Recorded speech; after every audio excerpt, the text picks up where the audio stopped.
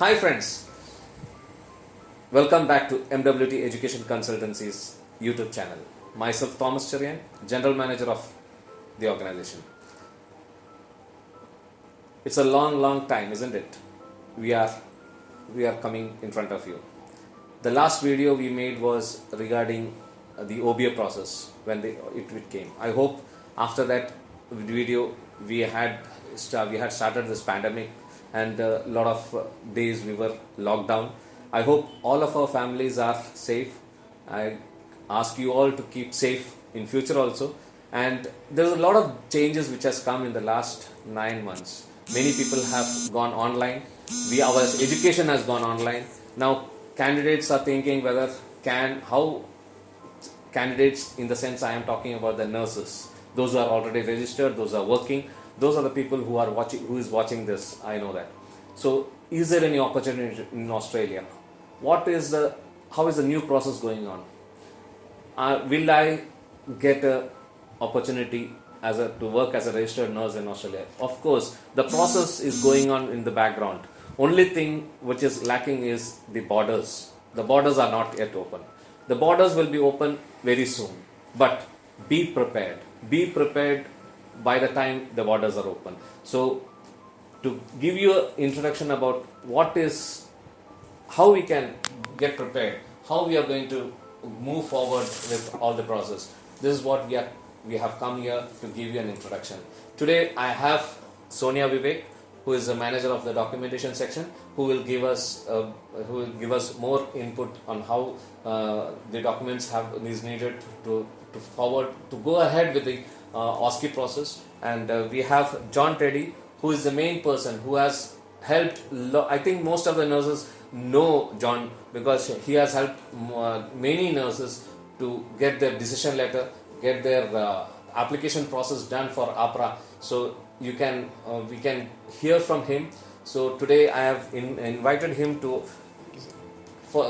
give a more clarity on how OSCE is going to take place. What is OSCE? How OSCE test is going to be conducted? Where it is going to be conducted? What are the procedures? Can we reschedule it? So many questions are there. So for you, we will be asking the questions, and if you have more questions, you can type down in the comment section. We will answer you, and you can always contact us anytime.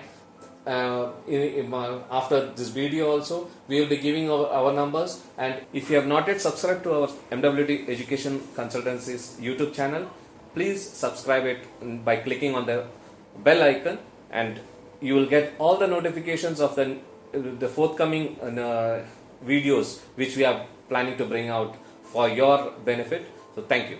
John, we are hearing about OSCE for long, isn't it? Yes. About OSCE. And we hear it is OSCE. Yes. It's OSCE. And we have heard initially as OSCE in UK. Yes, there was. And now from March onwards, everybody said that it is in Australia also, they are going to follow the same process. Yes. Now everybody had the same questions, whether it is similar to what we have in UK or is it different. Okay. So for the last 8 months, we were really in dilemma whether how it is going to happen. Yes. And they have brought a handbook. Now, can you tell us what this OSCE is? Is there any full form for OSCE? Everybody says that it's short form. Is it OSCE? Yes, sir. As everyone says, everything's got an expansion, right? So, as OSCE is pronounced as R and OSCE, sir. So that means it's registered nurse, objective structured clinical examination. Okay. So, as reflecting in the name itself, it's a clinical exam. So, based on this exam, actually calculates how the processing or how the clinical knowledge of the student is. So, they evaluate that. And UK is also having OSCE exam, but they are currently starting in Australia as a new way of assessing the candidates. So it might be different from others. So we will explain about that. Great. Okay. Now, for OSCE, anyways, we have to go to Australia and do it. Yes, the candidate should. And here, the candidates have to go on their own, isn't it? Yes. Now, how are they planning? How do they go over there? On what visa, or is there any? Okay, so the visa which we currently is that it's a subclass 600 visa, It's a visitor's visa, and the validity will depend on how the application would be. But the exam usually it is 1 or 2 days process. Wow. So the visa will also depend on how we are presenting our papers, how we are going to do the complete paperwork on the time taken for the exam. So Okay. that'll complete. Okay. My first question for the students will be, as we are talking about visa, do I, as a student, okay, I'm talking for a student, so I'm just talking as I, okay, do I take a visa before I apply for the test, or before I book for a test, or after I book a test? Okay, so it's basically it's so simple that we should only apply for a visa or only after booking a date or after getting an appointment, because the first thing is that we need to make a payment of 4,000 Australian dollars. That's a big, huge amount. Yeah. So once the payment is made, we will get a confirmation from APRA saying that okay, these will be the dates available for you, and take a slot. We can take a slot. So once the date is took and an appointment you have received, once the candidate receives an appointment, then only with that appointment lodge an application for visa. Okay. So Right. basically, only after getting the appointment, lodge an application. Yeah. To add on to his answer, I would like to say that for submitting a visa application, applicant should have an invitation from the respective regulatory okay. authority. Only then they can apply for a visa, because they need to show the purpose of their travel. So once the date is confirmed and they have got a confirmation mail from the nursing authority, they can apply for the visa. Okay. I hope this might be a first question everybody might have in your mind.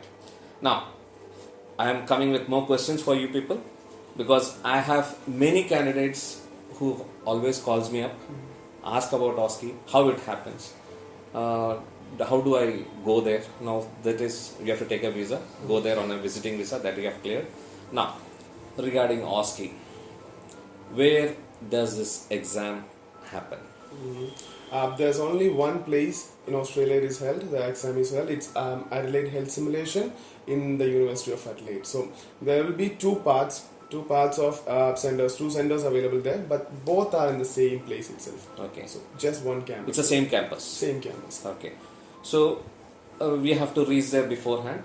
Yes, definitely. As all exams suggest, we definitely need to reach there beforehand. You should be prepared, because you should know, the candidates always should know, always reaching at an hour or 15 minutes, at least an half hour before is always good for you, because you need to park your car, you need to search for the exam center, for the room, for everything, then you need to get to settle into the exam center. So it's always better reach there before. Okay. Now, they have clearly mentioned everything in this handbook. This handbook is available for everyone, and we will be publishing this handbook in our website. We have already published it. Now, what I would say is, why we are coming up with this video. I know that most of you might not even take pains to read this. So we are coming with a capsule with the information, but every information is mentioned in this APRA handbook for OSCE.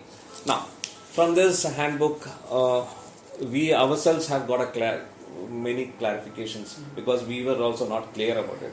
But okay, the first, what is the time duration of this examination, right? The examination, it's actually conducted with 10 stations. So the total time frame, like each stations will have 10 minutes. So that means it's 100 hours of examination, 1 hour 40 minutes of examination. And it is scheduled like 2 days, mostly 2 days. It can be completed in a day, or it can be completed in 2 days. So mostly a candidate will only be provided with 2 days maximum. And these slots are not completely confirmed by us or by the candidate. It's confirmed. The slot is provided by these people itself, the organization or the authority itself. So in short, the examination is scheduled for 2 days. Yes, it is. And the candidate will be given a time slot. Yes, sir. Yes. Okay, so it will not be same for everyone.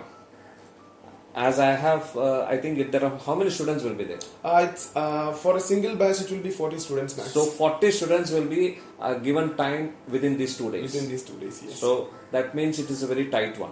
Yes, it is. It is big, really, Really tight, yes. And we shouldn't miss even a single minute. Yes, because there will be 2 slots from morning to AF and from AF to EU. So there will be 2 slots per day, 4 slots for 2 days.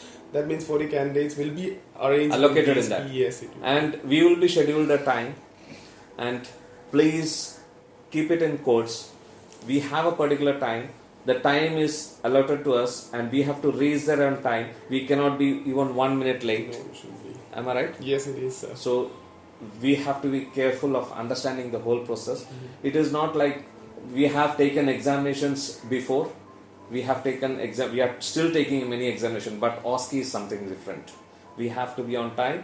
We have to finish it on time. If you have not, now we are coming more to it. So you said we have a particular time. Yes. What is the time for a candidate? For one candidate. Yes. As I said previously, for one candidate, the exam goes like this. As I said before, it's a clinical examination, so the candidate will have to show their practical skills over there, and there will be 10 stations for each candidate. 10 stations. 10 stations. So each stations will be allocated 10 minutes. So per station it comes 10 minutes, and for 10 station it will be like 100 minutes, right? So each station is like, as I said before, the 10 minutes. In the 10 minute, the first 2 minutes will be for reading. Okay, the complete knowledge about how the case will be. So it's a case study basically. Okay. And the remaining 8 minutes is the time where the candidate needs to perform. It includes everything. Performing, communication, observation, recording, and everything should be done in this 8 minutes.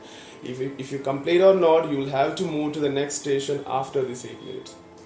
That means That I have done only half. That's a loss actually. That's a fail completely, because the candidates should be prepared for how. No. Can we say it is a fail? Because it's up to them. Yes, definitely it's up to them. How we need to prepare or how we are performing, it's completely depending on Okay. case by Any case. questions, Yes, Sonia? here, moving forward, you were talking about the 10 stations. So, could you please clarify what the station is for the viewers? Okay, so the station, it's basically, there are 2 types of stations available which are mentioned in this handbook itself. So one is a basic one, and the second one is similar to a hospital. Okay. So So station, is it like is it the procedure they have to do, or it's a case study? What does a station so mean? a station basically consists. Okay, so just imagine that you are in front of a highly secured area, and there will be a barcode, there will be a scanner for you, right? So once you enter there, once you are ready for taking the exam, they will give you a code, or they will give you a card. Okay, so that identity card marks you whenever you reach a each station. So just imagine that you are in front of a cell. Okay, just imagine, just for a case. Okay, so just imagine that you are in front of a cell and there is a barcode scanner. Okay, so you need to scan your registration card over there. Okay, so it will record that, okay, this particular person is over here, and it will provide you a case study. Okay, it will provide you a case, how the case will be inside.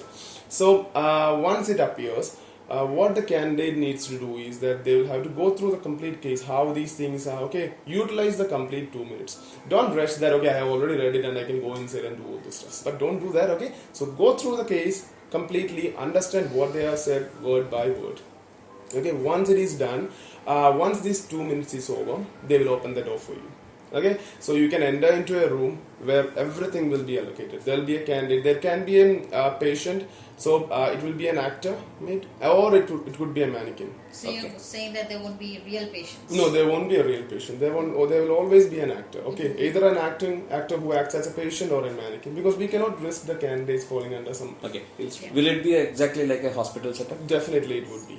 It's completely like a hospital. Completely like an hospital. You will be given all the equipments, you will be given all the things, you just need to go there, and as per the case study will show that what is the exact problem of this person, of this patient over there. So you need to make your observation, you need to do your assessment, and then you need to perform, like what is the candidate, or as a nurse, as a particular nurse, how you are going to handle a patient. Okay. During that particular Time. Okay. Thank you, John, for giving us information about this 10 stations. Now, when you talked about this 10 stations, I know many of our viewers might be thinking, how will I know about whether my 2 minutes have started, whether my 2 minutes have ended, whether I finished my 8 minutes. Another question is, will there be anyone who will be guiding us along with this thing? Am I supposed? Can I ask any doubts Okay. if anyone is accompanying? Okay. Okay. So basically, don't. First of all, the first thing that I need to tell candidates is that don't get tense for anything. Okay. You just need to be prepared, and why before starting? Okay, as I mentioned previously, before starting, you will be standing in front of a TV or in a tablet or in a display where the questions or the case scenario will be given. So once you are there, there will be a bell which will initiate your time countdown for 2 minutes, and there will be another bell which will confirm the end of 2 minutes. Okay, so in the beginning and the end of 2 minutes there will be a bell, and once you enter there and you started performing your things and you've done everything, once you reach 7 minutes there will be a notification given to candidates. Okay, that the time is about to end, then only 1 minute is left. So once this 7-minute announcement or notification comes, and within the minute or by the end of this 8th minute there will be another bell, okay, which will confirm that your time is over. And regarding the invigilators, so it's like this. Once you goes there, once you reaches there, you'll be filling this registration details over there, and you will be taken to the candidate area or the particular candidates allocated area. So once you are there, from that moment there will be an invigilator available. Okay, there will always be an invigilator throughout the process, from that desk, from that particular desk, throughout each stations, and till you come out of those all stations, and once you step out of this building, till that time this invigilator will always be with you. Okay, and sometimes, only sometimes, there will be another person who will be an observer, okay, who will be observing. They are from the quality assessment, so they will be observing the quality of your processing, your observation, your communication. So there will be another person. Okay, only sometimes. just to clarify, you are talking about the second person. Mm-hmm. This quality person, are they looking at the performance of the candidate or about the test, reviewing the test? No, it's completely the quality of the candidate's performance. Okay. They'll be going through how you are doing. They will not review. They will not give any other details. Okay, and specifically, the candidate should not ask any question to these persons. Oh. Even if you are having any doubts, you need to sort it out in your brain itself. Okay, you need to sort it out in that moment, but never ask the question to that invigilator or that person present over there. Basically, there is no communication between the invigilator and the candidate. Yes, but there should be a proper, valid, and a good communication between the patient and this candidate, always. Now, So, can you be more specific on that? yeah, sure, sir. Thank you. So, you said communication should be there between the patient and the candidate. So, what is the role of communication in the OSCE exam while they're doing this clinical practice? Okay. While clinical examination?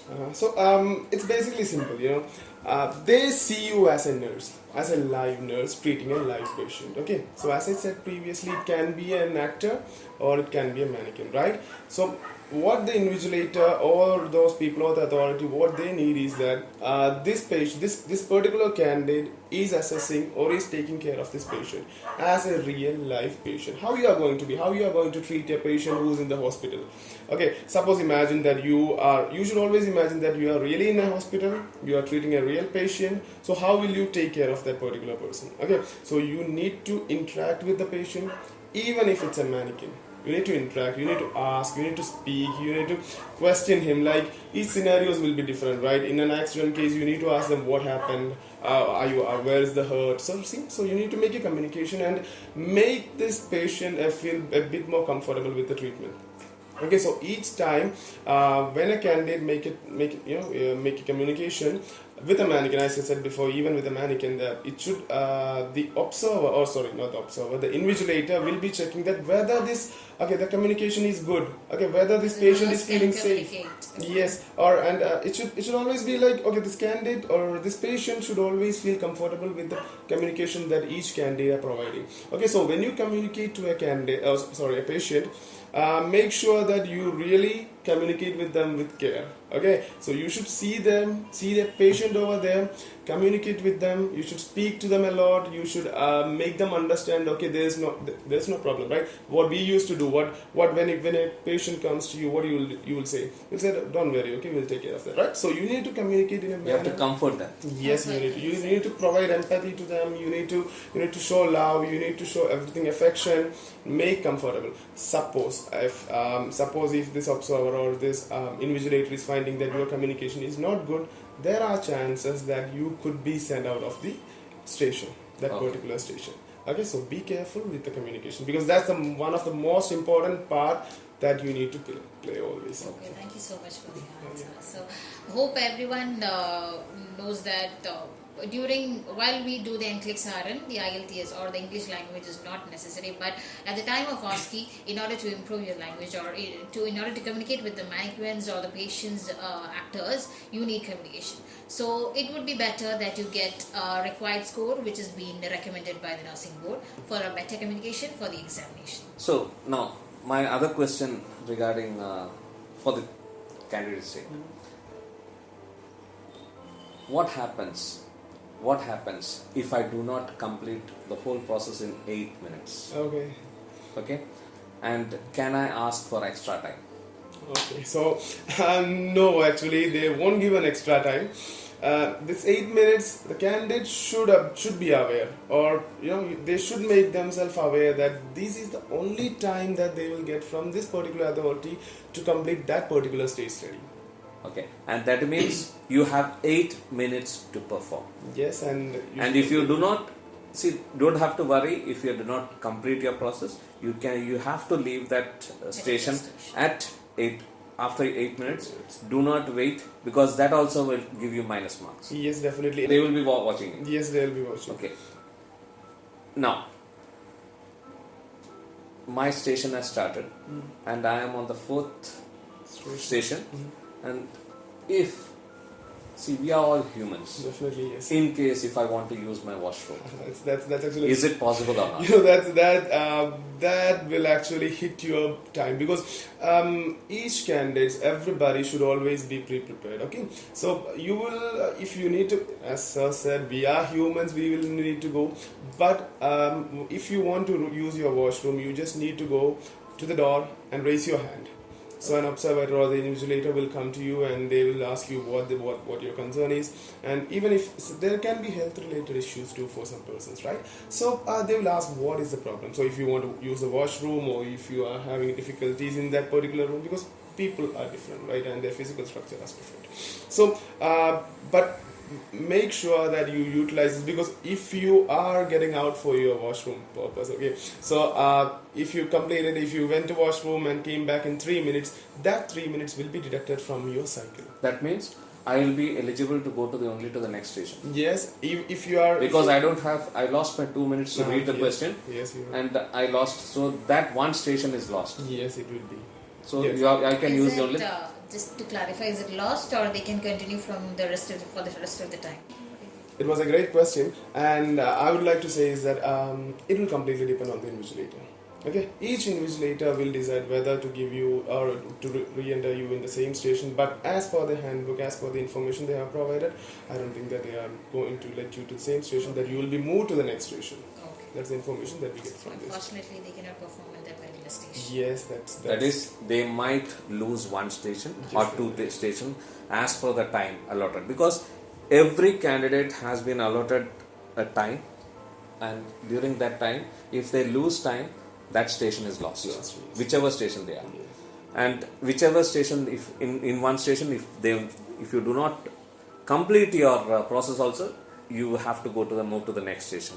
So there is no compromise. That is what I understood. Yes. Am I right, John? Yes, sir. There is no compromise on time.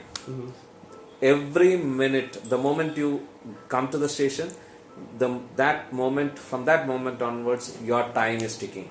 Yes, and you will never know this 10 minutes going on, or 20 minutes or 30 minutes. You will be completely engrossed in this, and you are not supposed to talk to each other, to another person. No. And The exams are completely strictly confidential because you should not speak a word about this examination. They'll be taking video and audio consents for that. So whatever you do that, it's completely your confidentiality. So maintain that always. So when you said this about confidentiality, my question is, you said that we should not talk about this anything. So is it that I cannot even discuss about my stations, about what case study outside the station? No, you should not discuss this even after you go home. Please don't discuss it, okay? Because they make sure that nothing is, these stations has their own confidentiality, as I said. Yeah. So they want you to be, if you have performed well, definitely they will analyze your questions, your results with that. But what they want to do is that never to talk about this one. They have specifically said that please don't discuss these details with anybody else. Yeah, that means they don't want anyone to discuss about what was the procedure given to you, what was the case study given to you, how you performed, how you did not perform, or how the station is. You are not supposed to disclose anything to anyone. Yes, it is. That is what.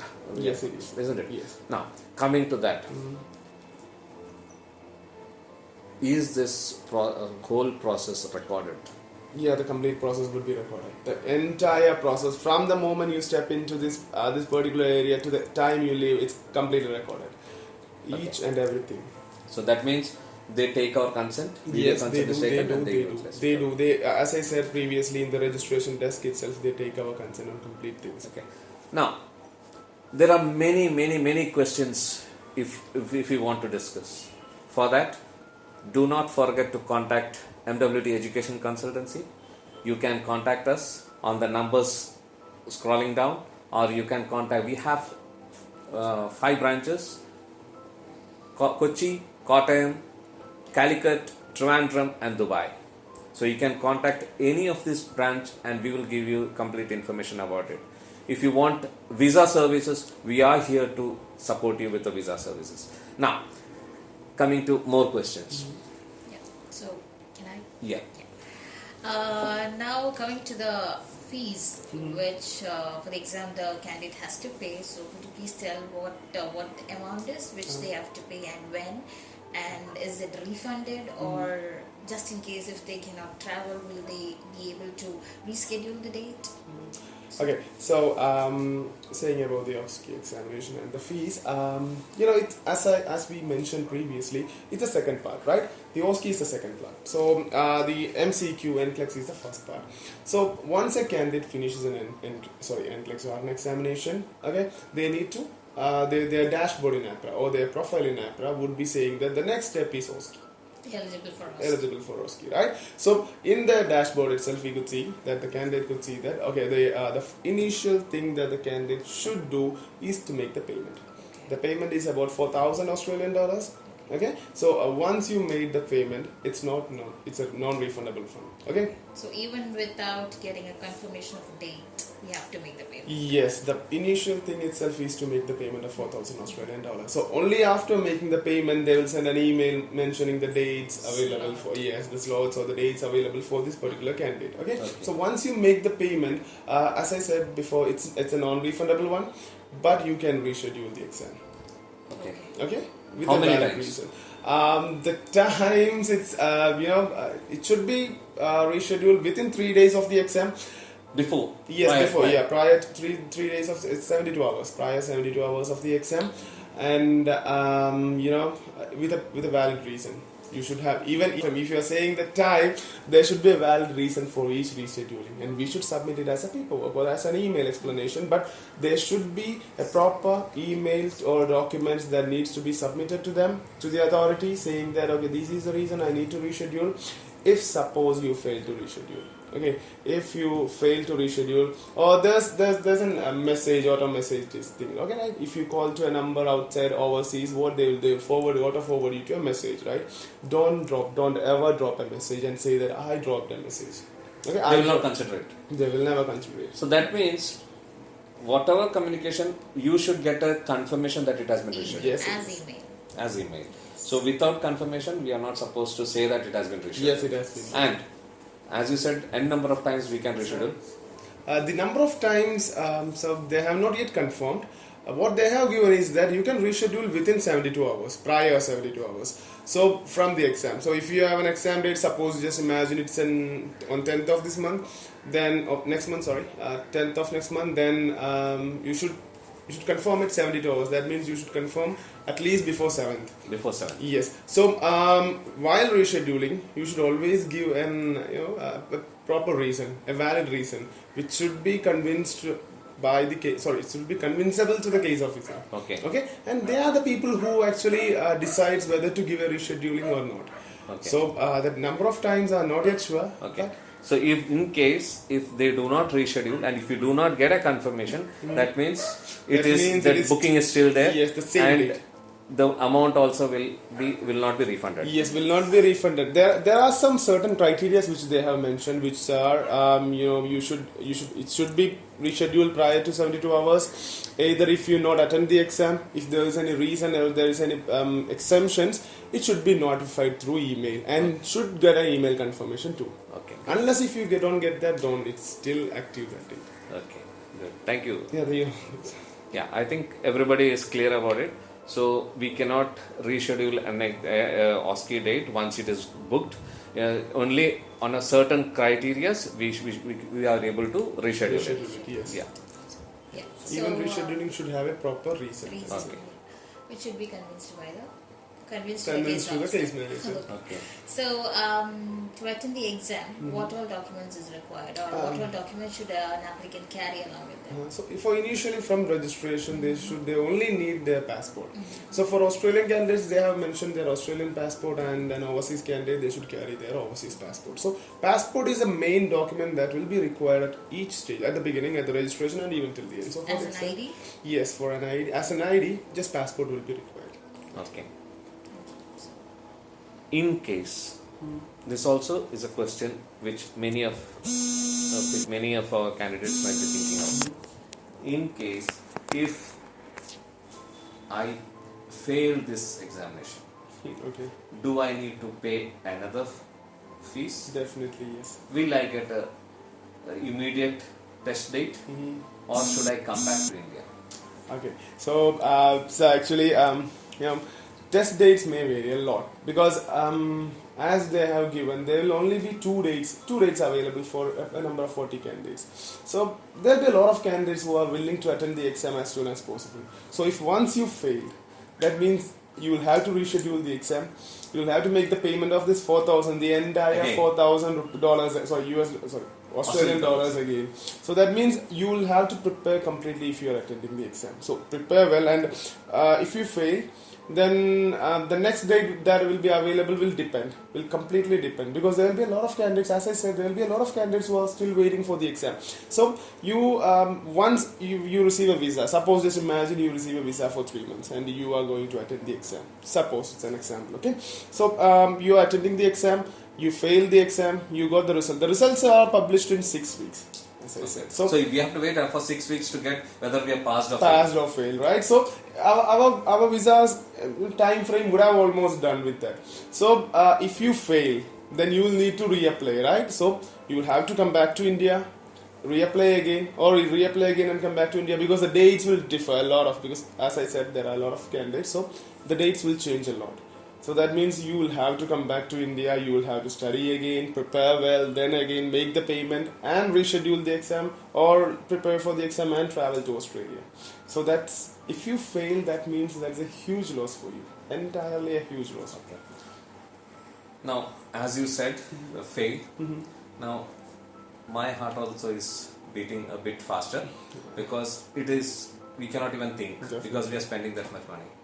Is there any training available from APRA to prepare for OSCE examination? That's where the bad news comes, because they don't provide any training from APRA. APRA are not providing any training at all. Even Adelaide, this is No, they are not. okay. But there are external providers. APRA did never mention not to take in external providers, but what they have said is that we will not provide any.